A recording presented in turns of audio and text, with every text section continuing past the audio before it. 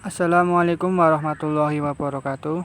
Pada kesempatan ini, untuk memenuhi tugas ujian tengah semester dasar 2021, mata kuliah Teknik Pengambilan Keputusan yang diampu oleh Ibu Titi Haryanti SMSI, saya Dudi Setiawan, nomor induk mahasiswa 2019 0208 Program Studi Manajemen, Fakultas Sosial Ekonomi dan Humaniora, Universitas Nahdlatul Ulama Purwokerto 2021. Di sini saya akan menjelaskan salah satu materi tentang teknik pengambilan keputusan, yaitu jenis dan kondisi pengambilan keputusan. Sub pokok pembahasan: yang pertama, jenis-jenis pengambilan keputusan. Yang kedua, kondisi pengambilan keputusan. Referensi buku pengambilan keputusan, pendekatan teori dan studi kasus Dr. Aspirazain Khokcanego, SPD MSI. Untuk yang sub pokok pembahasan pertama, yaitu jenis-jenis pengambilan keputusan. Yang pertama, keputusan terprogram. Keputusan terprogram adalah merupakan keputusan yang diambil berdasarkan kebiasaan, peraturan, atau prosedur tertentu. Setiap organisasi mempunyai kebijakan tertulis atau tidak tertulis yang mempermudah pengambilan keputusan dalam situasi yang berulang-ulang dengan membatasi atau meniadakan alternatif. Jadi, keputusan terulang itu keputusan yang dilakukan secara tertulis, yang merupakan itu sebagai kebiasaan atau peraturan suatu perusahaan. Untuk yang kedua itu keputusan tidak terprogram. Keputusan tidak terprogram adalah keputusan yang memecahkan masalah yang di luar biasa atau masalah istimewa. Jika suatu masalah jarang sekali muncul sehingga tidak tercakup oleh suatu kebijakan atau demikian penting sehingga memerlukan perlakuan khusus, maka masalah tersebut harus ditangani dengan suatu keputusan tidak terprogram. Jadi keputusan tidak terprogram ini keputusan dalam pengambilannya secara istimewa atau luar biasa, yaitu karena ada masalah yang timbul yang tidak diketahui sebelumnya. Yang selanjutnya, kondisi pengambilan keputusan. Untuk yang pertama, kondisi pengambilan keputusan yang pasti atau certainty. Juga kondisi pengambilan keputusan beresiko, risk. Yang ketiga, pengambilan keputusan ketidakpastian atau uncertainty. Yang pertama, kondisi pengambilan keputusan pasti. Adapun kelompok dari program linear adalah variabel keputusan, yaitu variabel keputusan merupakan nilai atau ukuran dari konsepsi tindakan pemilihan atas beberapa alternatif yang mempunyai rank atau varian untuk setiap alternatif yang berbeda-beda. Jadi keputusan yang variabel keputusan ini keputusan yang didasarkan tentang merupakan nilai dan konsepsi tindakan pemilihan. Yang kedua, fungsi tujuan, yaitu merupakan fungsi yang menggambarkan sasaran dalam permasalahan yang berkaitan dengan peraturan secara optimal, sumber daya yang memperoleh keuntungan yang semaksimal atau biaya yang minimal. Dan yang ketiga itu fungsi kendala, merupakan bentuk penyajian secara matematis batasan-batasan kapasitas yang tersedia yang dialokasikan secara optimal ke berbagai kegiatan. Fungsi kendala ini merupakan batas kemampuan dalam memilih nilai variabel keputusan.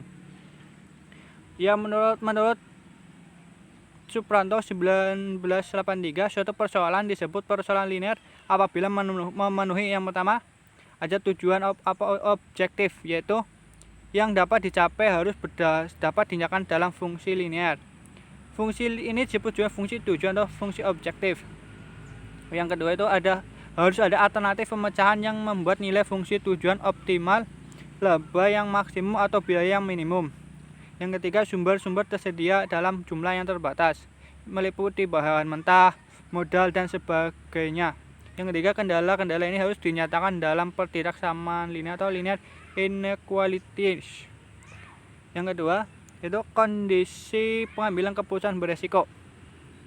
Pengambilan keputusan beresiko adalah masalah dengan situasi dan kondisi di masa depan yang tidak pasti, namun dapat membuat perkiraan yang memungkinkan hal itu dapat terjadi. namun tetap harus didukung oleh pengalaman atau kebiasaan yang sering berulang-ulang. Mempunyai implementasi bahwa walaupun sembarang keadaan yang sebenarnya atau state of nature dapat terjadi, pengambilan keputusan dapat mengestimasi peluang munculnya setiap keadaan tersebut. Hal ini berarti bahwa kemungkinan payoff pada kondisi tertentu dapat dianwati peluang munculnya setiap keadaan. Keadaan demikian kita dapat menggunakan konsep expected value atau nilai harapan untuk menentukan keputusan mana yang akan diambil. Yaitu ada pengambilan keputusan dalam keadaan berisiko untuk menyelesaikan masalah ada dua, yaitu yang pertama analisis kriteria average money value atau MFV, yaitu proses analisis keputusan dalam suasana risk mengikuti tahap berikut. Yang pertama diawali dengan mengidentifikasi bermacam-macam tindakan yang tersedia dan layak. Yang kedua, peristiwa-peristiwa yang mungkin dan probabilitas terhadap harus diduga. Yang ketiga, payoff untuk suatu tindakan dan peristiwa tertentu ditentukan. Bukan hal mudah untuk membuat monetary payoff kombinasi tindakan peristiwa secara tepat. Namun pengalaman yang banyak atau catatan masa lalu memberikan dugaan payoff yang relatif tepat. Untuk mendeskripsikan langkah-langkah itu dapat pengambilan keputusan pada suatu risk.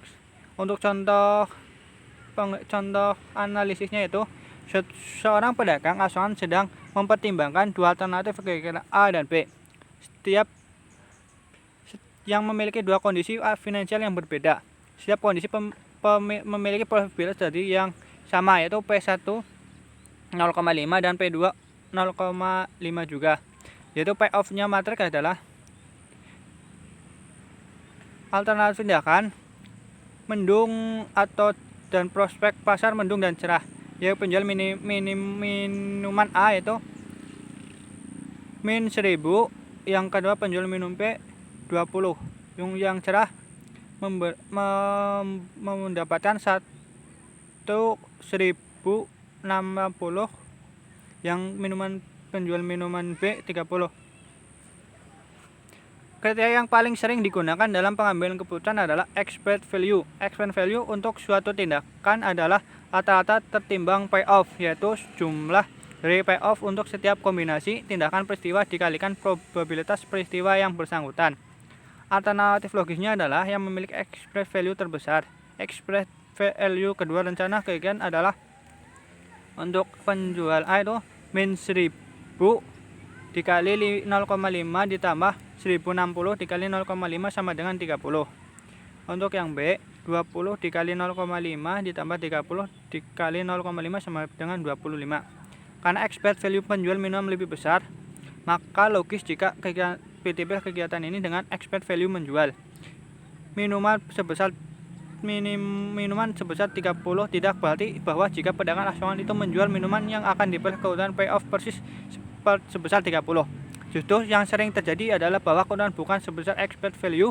Kriteria ini digunakan karena untuk jangka panjang atau situasi serupa yang terjadi berulang dapat memaksimumkan payoff, sementara jika situasi tidak berulang, penggunaan kriteria expected value mungkin tidak tepat.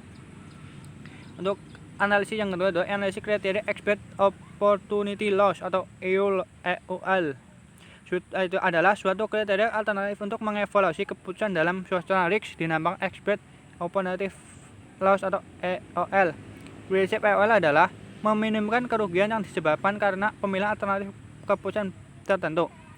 Konsep EOL adalah yang contohnya itu misalnya sebuah perusahaan memiliki 3 alternatif investasi yaitu A, B, dan C, dan kedua peristiwa yang mencerminkan kondisi pasar yang berlainan. Komponen situasi itu disajikan pada data berikut. Untuk alternatif A, untuk prospek pasar contoh yang cerah itu P2 0,6, untuk lesu P1 0,4. Untuk investasi A 50.000, untuk investasi B 15.000, yang C itu 100.000 untuk yang cerah. Pada saat lesu, untuk yang A min 10.000, untuk yang B 60.000, untuk yang C 10.000.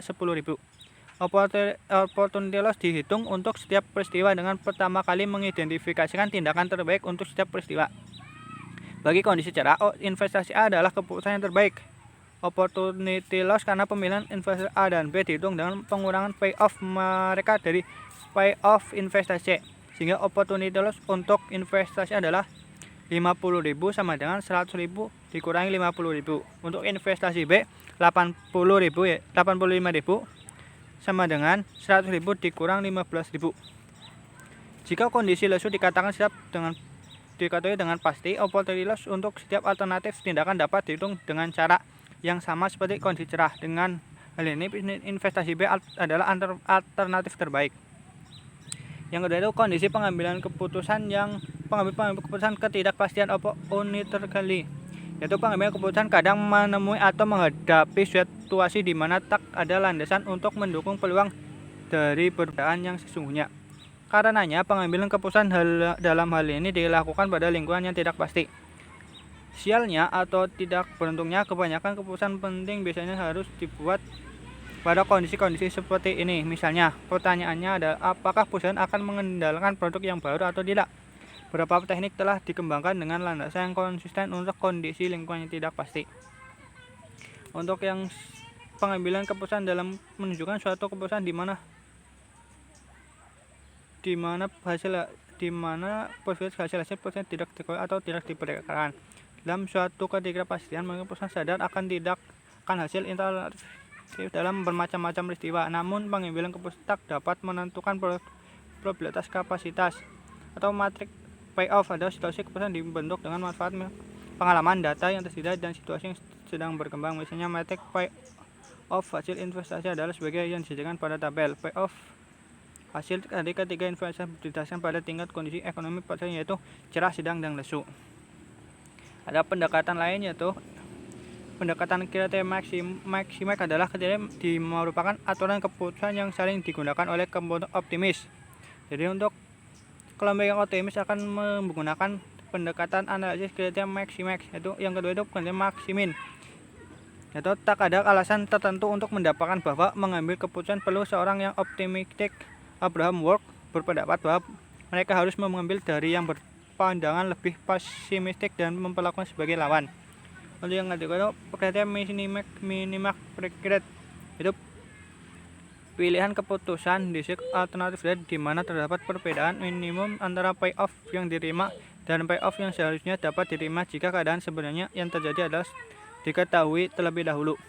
Jadi matematikanya Maxwell memformulasikan kriteria ini merupakan kriteria keputusan orang yang pesimis. Jadi kriteria minimax itu kriteria yang digunakan orang-orang pesimis. Yang selanjutnya itu kriteria Leibniz. Banyak pembuat keputusan tidak merasa nyaman dengan cara pengabaian peluang ini dengan menggunakan konsep nilai harapan. Kriteria Leibniz ini merupakan keputusan yang memiliki harapan besar. Jadi ketika kriteria maksimus, kriteria minimum, dan kriteria tidak dapat mengambil keputusan, langkah terhadap kriteria Leibniz yang digunakan. Sekian presentasi pemaparan materi yang saya paparkan, kurang lebihnya mohon maaf. Wassalamualaikum warahmatullahi wabarakatuh.